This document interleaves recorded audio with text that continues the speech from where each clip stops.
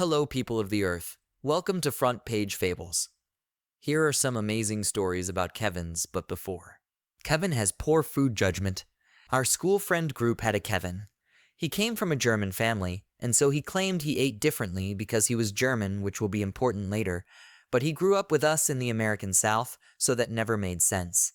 He just used it as an excuse for whenever people reacted to him being weird about what he ate, or for him to do dumb things with food that would have probably hurt him in the long run. One time he decided to stuff away garlic bread from school in his backpack. He promptly forgot about it for the rest of the school year. At the end of the school year, it had basically turned to a fine powder. He ate it. He once got told that a person could not drink a full gallon of milk. This led to him defiantly trying to prove this wrong. He used to just buy gallon jugs of milk just for the purpose of chugging them, only for him to fail because he was 5'10" and 120 lb soaking wet, and he clearly had no capacity for it. He thought the problem was the way the milk poured out of the jug, so he decided to drink a bunch of cartons of milk. This still led to him getting sick. He sometimes used to just eat condiment packets on their own. This led to him getting dared to eat a gallon jar of mayonnaise. This came after the repeated attempts of reminders of his failure to drink a gallon of milk and pointing out that it would be roughly the same result. He tried. He failed. He threw up. He and a friend once got into a bet over who could go the longest without pooping. The friend's way of doing this was to go on a diet that would help him achieve that. Kevin decided that it would be more manly to do hard mode, and so he went on a ridiculously high-fiber diet, including refried beans, one of his favorite foods. But then also ate a lot of food to intentionally cause constipation. He had to be out a week of school while he dealt with the health ramifications of this. Another time, he decided he was going to eat nothing but peanuts when he saw that the school lunch came with a tray of peanuts. He spent the entire lunch break begging everyone who came remotely near them for his peanuts in exchange for other food items he had on his tray. Once he had several dozen trays of peanuts, he proceeded to down every last one of them. At some point, one of our friends approached and slapped him on the back as a joke. This caused Kevin to start dry heavy like he was a cat about to throw up a hairball. What followed was him vomiting a perfect ice cream scoop-sized ball of peanuts onto his tray. He looked at it for a second and said, "Hey, that looks like ice cream," and proceeded to eat it. One time we were at a store, and he saw a plastic carton full of sauerkraut. Declaring that it was the food of his people and that he had never had it before, he must consume it. He bought it, and we went back to a friend's house, only for him to take a few bites before putting it on the ground and sliding it into a corner. The next day, we were at our friend's house again, and the smell of spoiling sauerkraut was wafting around the room. To everyone's horror, he announced, "This is clearly what sauerkraut traditionally smells like," and he starts to eat it. I think he had to call out for a few days of work because of the food poisoning. He in general had a habit of buying perishable foods, eating them partially without cooking, leaving them out on the floor, and then picking them up to eat days later. No amount of food poisoning would stop him from changing his habits. When Kevin confuses me with his mom. My freshman year of college, I started dating a guy who turned out to be a major Kevin. We met at a party, and he seemed nice enough, and we hit it off. I thought he was kind of sweet in a dorky sort of way, and he paid a lot of attention to me, and me being a dumb girl right out of high school, thought it was cute. After a couple of weeks, we started dating. I was barely 19, and he was 23. This was several years ago, so I don't remember every single Kevin moment, but his general behavior seemed totally devoid of regular common sense. His dream was to be a neurosurgeon, and was getting straight A's in advanced NET and PHYS classes and chemistry classes, so he clearly wasn't stupid. He was just a Kevin. A few of the examples of his Kevin behavior. I was a performance major, and he couldn't understand why I wasn't okay with making out in practice rooms. Every time he would try, I would say, "I'm not doing this in a practice room," and he would heave a sigh and back off. But the next time he knew I was practicing, he would come to see me and try again, like somehow it was the timing that was off, and not the fact that we're in a public building in hallway of rooms that are used day and night by performance majors, and that all the doors have large windows. One time he came to watch one of my performances, but showed up late and somehow entered through the backstage door instead of the main auditorium. In the middle of the performance, he sees me and starts loudly calling out to me from the side wing. He couldn't understand why everyone was hushing him, and later when I asked why he didn't go through the main door, he said, "I didn't realize there was a difference." Once we went to the store together to grab some dinner, and we were passing the candy aisle, he suddenly stops what he's doing and starts grabbing every large box of chocolates off the middle shelf and shoving them into this cart. I'm talking armfuls of large boxes of chocolates. I started at him in confusion for a few moments, and then asked, "What are you doing?" And he says with an excited look on his face, "These are only $2." He was looking at the sign for the items on the shelf above, which were tiny bags of single-serve candy. When I pointed this out, he argued with me for several minutes about it, even though literally everything else in the store has the price listed directly under the product, not over it. He would often talk about how he couldn't understand why his ex left him, because I even bought her a puppy. As if that was the solution to all relationship issues. He couldn't understand how his personality, Dewey's, and disrespect of boundaries played into any of it. He would always go back to, "But I bought her a puppy." Turns out his ex never even wanted a puppy. About a month into dating him, I went home on Christmas break, and that's when SHTF. After everything was over, I found out he had been planning on driving to my hometown about 5 hours away on Christmas Eve so that he could surprise me Christmas morning by proposing. This never ended up happening because we got into a fight.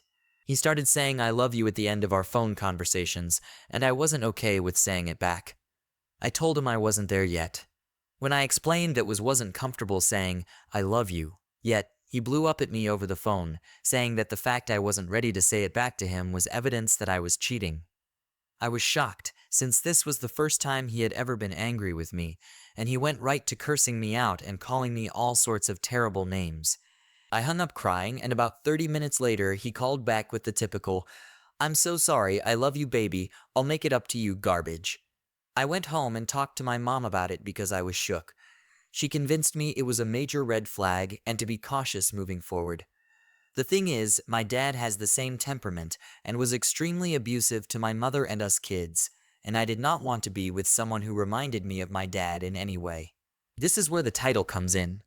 Kevin seemed to have the opposite idea of dating someone like his parents. After we were officially dating, he told me that what originally drew him to me was that I reminded him so much of his mom. Now, obviously that's a turn-off, but then I met his mom and I have no idea what similarities he saw in us. We were nothing alike, but he kept pointing out things as if they were obvious. Random stuff like, "You both have long hair," and "both of your favorite colors is purple," and "your cooking is so good." At first I brushed it off as a weird quirk or something, but this fight put everything into perspective for me. When I called him back finally, I tried to explain to him that saying "I love you" holds a lot of weight and commitment to me, and that I wanted to make sure it was how I really felt before saying it. He kept arguing about how he couldn't understand why I couldn't say it back to him, that it feels totally natural, and that he just doesn't see how I don't already feel that way about him.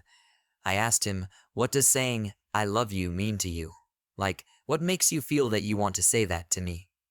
Then Kevin says the most jaw-dropping thing I've ever heard out of a grown man's mouth.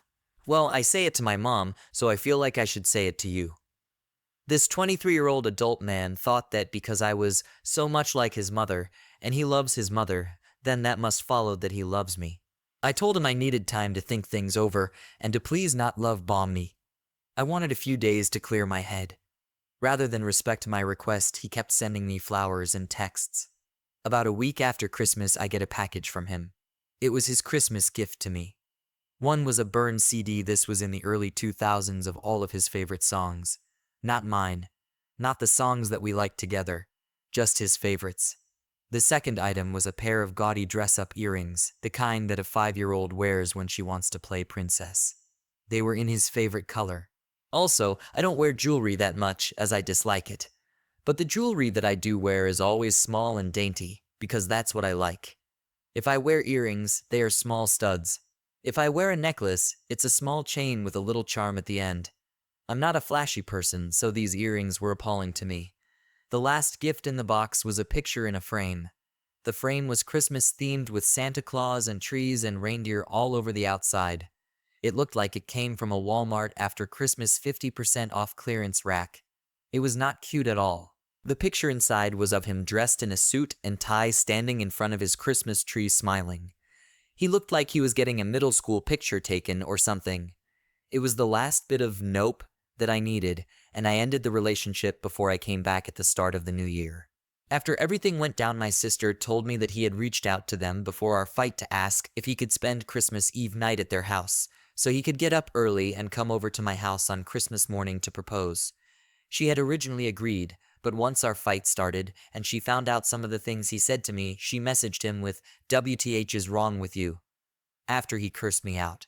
She explained to him about my abusive dad and about how that was a terrible move on his part, and how she's not sure he could ever come back from that unless he seriously grovels. She ended with, "Op doesn't want to date her dad." His only response to all of this was, "It's a good thing I'm not her dad," winky smiley face. Last I knew, he's been married and divorced several times, still lives in the same small town working as a delivery driver, and every time his profile picture changes, there are about 6 versions of the same picture, because the first 4 or 5 are all oriented either upside down or sideways. My husband, the 2 Kevins, and the 2022 heatwave. Someone asked about the incident that led to my husband and I to finally stop talking to the 2 Kevins, so I asked my husband if it was okay to post it. He gave his okay, so here we go. It happened in June of 2022, where the heat wave was at its absolute hottest. My husband, who I'll call Jay, was invited by Kevin too for a guy's day.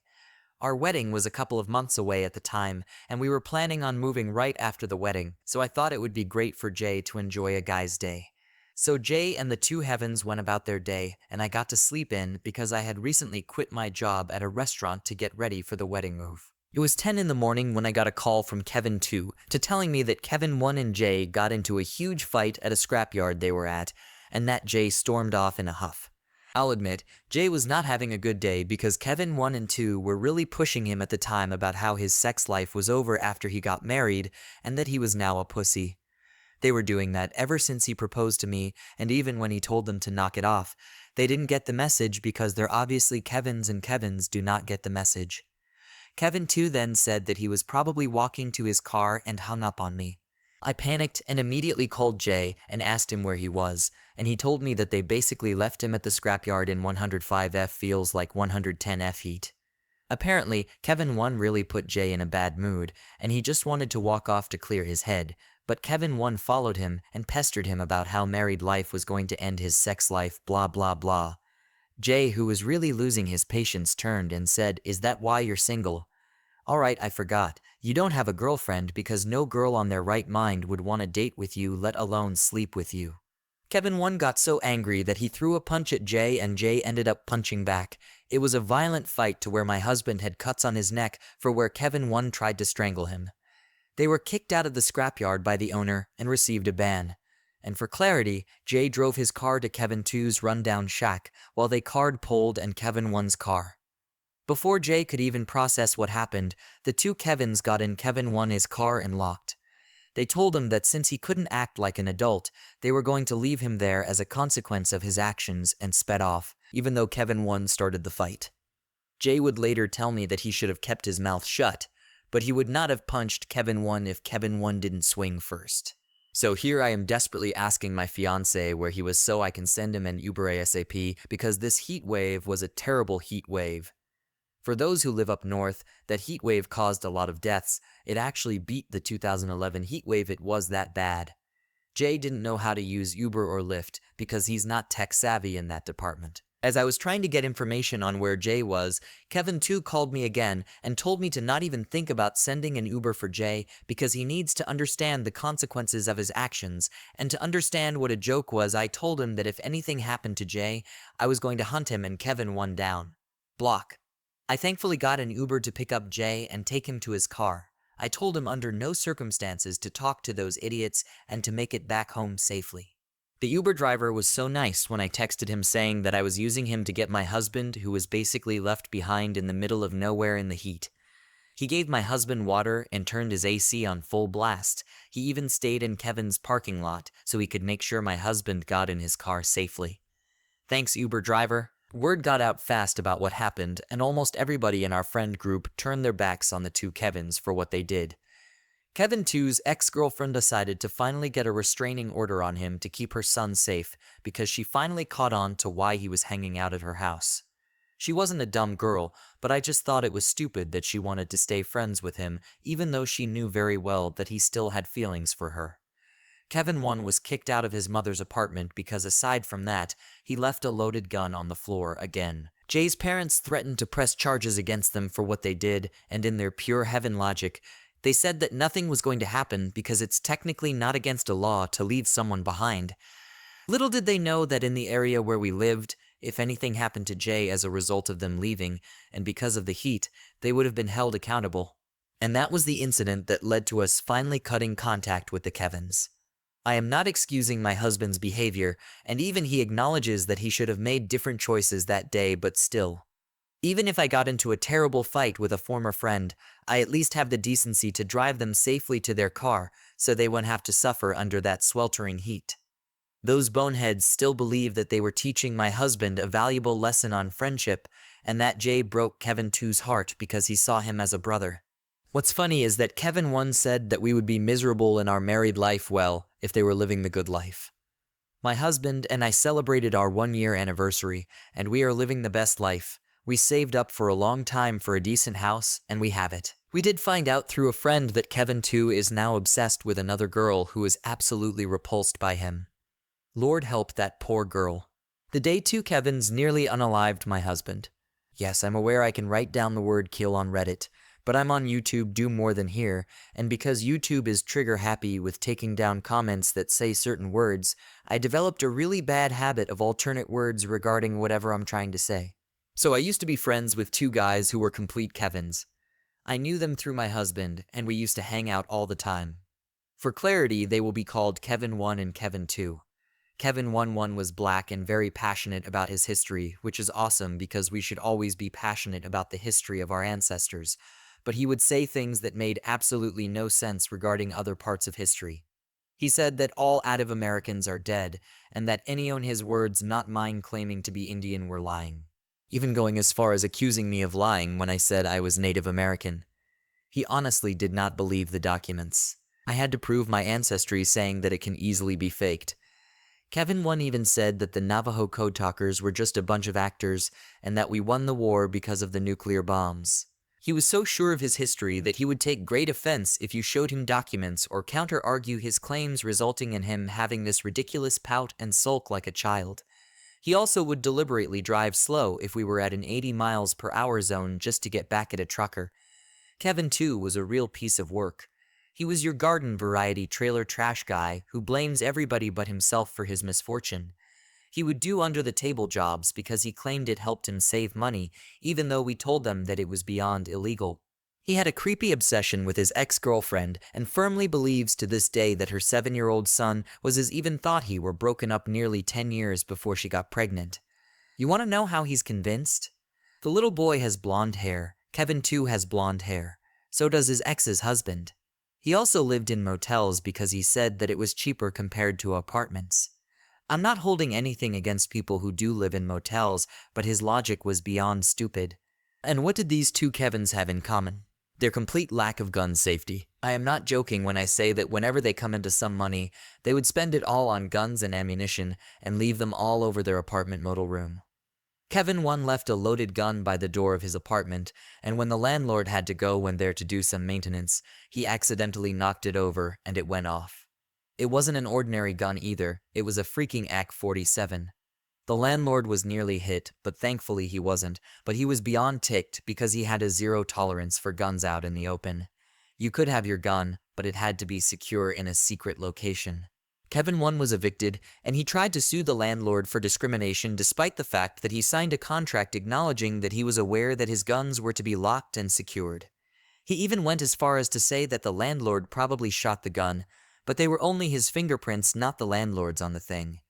Kevin 2 actually and firmly believed that the safety features on the guns were a suggestion. He would have his pistol out either in the car or in my husband's house, and we would even know that the safety wasn't on until he said something. We told him time and time again to put the safety on, but he would just roll his eyes and say it's a suggestion. You have to be a complete idiot to play around with a gun. That always worried me because he would hang out at his ex-girlfriend's house just to see her son. Here is where the title makes sense. My husband and the two Kevins were hanging out at a house that used to belong to my husband's grandparents. The house was now mainly used for family get-together because it's a big house and no one wanted to sell it. The two Kevins decided to take out their guns and clean them. No big deal, right?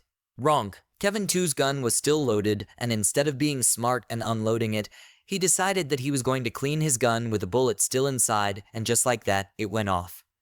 My husband was sitting nearby and the bullet narrowly missed him. He told me that he almost peed his pants, and when he looked at the two Kevins, they just had clueless looks on their faces and once again tried to clean their guns. My husband had enough and kicked them out.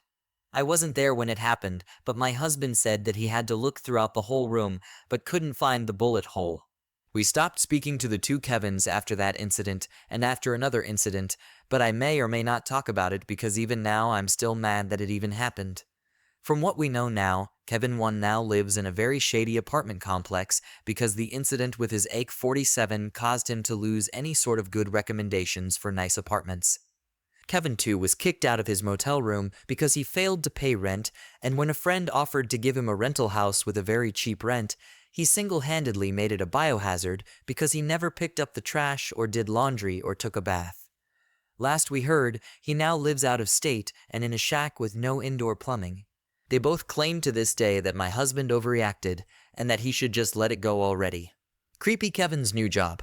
I work as an assistant manager at a gas station. One day, my boss, we'll call him Joe, told me that we have a new employee coming in the next day, and I am to train him and show him how to do all the tasks we have to do daily. Great, we need more people. The next day, I meet him. Creepy Kevin. A greasy-looking 19-year-old in desperate need of deodorant and a haircut. His dirty hair stuck straight out a good 2 inches from his scalp, and he had a patchy, unkempt beard that he seemed absurdly proud of. Well, appearances aren't everything, though they're pretty major in a customer-facing job, so I ignored the physical appearance and start training. First, how to log on to and open your register. Log in with your employee number and password. Kevin does so. I show him where the button to open his till is and ask him to count the money in the drawer, showing him my count-on sheet from my register for reference. Kevin begins counting. I take care of a couple of customers and then return to Kevin. Done, he says proudly, shoving his count-on sheet under my nose. Nice, let's check it out, I reply, looking at his sheet. Wait, he has $32 in quarters, $19 in nickels, $7 in $5 bills. Something's literally not adding up. I look into Kevin's drawer. Looks like the usual amount we start with. I ask Kevin how he came up with $32 in quarters. He said, "What? No, there's 32 quarters, and 19 nickels and 7 $5 bills. He had thought I wanted him to count pieces of money. His words, not mine. After a mental facepalm, I correct his count and we move on. Upon telling Joe this story, Kevin earned the nickname Kevin the Pirate, counting his gold pieces ARG. We never called him that to his face, though. Kevin couldn't even make coffee. I showed him how, showed him where to put the filter, where to put the coffee, everything. Kevin prepped it after I showed him, but a customer came in and I had to leave Kevin alone for a minute. I returned to find 5 filters in one coffee machine, 2 in another, 3 in the next. I asked him why it was like that, and he said he knew I said 1 filter, but he didn't think it would matter. Why would I say 1 filter if it didn't matter? Kevin's first real customer service blunder happened the same week. I was not present for this one. A visibly pregnant woman came into the station to buy cigarettes. Kevin refused to sell them. Customer shows her ID. Kevin still refuses. When the customer asked why, Kevin said that it was illegal to sell cigarettes to pregnant women. It is most definitely not illegal to sell cigarettes to pregnant women. It's frowned upon for pregnant women to smoke, but we cannot refuse a perfectly legal sale. Kevin was also a creep. He liked to talk about anime, which is fine. I enjoy a few anime myself. He mentioned watching anime with his girlfriend, and eventually also told me how old his girlfriend was. 14. As I said, Kevin was 19. Creepy. Kevin did not make it to a month of employment. Kevin is a cookie-thieving dumbass, and he's getting married. Pretty new to using Reddit, and when I saw some of these Kevin posts, I began to giggle with glee, because I know just the guy. When my 24F good friend 25F started dating again after a devastating breakup, I was pretty stunned. My first impression was that this new guy 25M could not be any more different from her ex-boyfriend. Her ex was well put together, formal, and a law student, and while I wasn't the biggest fan of him as her partner, he was always very polite and mild-mannered. On the first day I met her new boyfriend, he swung open my apartment door without knocking, and loudly announced that the lobby of my building had free cookies, placing a plate of cookies onto my kitchen counter. I was a little shocked, as the lobby usually had a plate with about 10 cookies for people to take one, and this dude took the entire thing. The next thing I noticed was his appearance. Standing at 6'4" and probably weighing 140 pounds, he is easily the lankiest person I've ever laid eyes on. He was wearing an extremely oversized shirt, a ball cap on backwards, and had cookie crumbs all over his face. My friend walked in behind him looking a little embarrassed as I welcomed them in. The rest of the night became an endless cycle of me giving him the benefit of the doubt and him proving me wrong. From here on out, I'll call him Kevin. That night we played some board games, and although extremely enthusiastic about every game we played, I can only describe his ability to actually play as incompetent. When he couldn't keep up with my original choices, I gave up trying to explain and chose an easy one, Pictionary.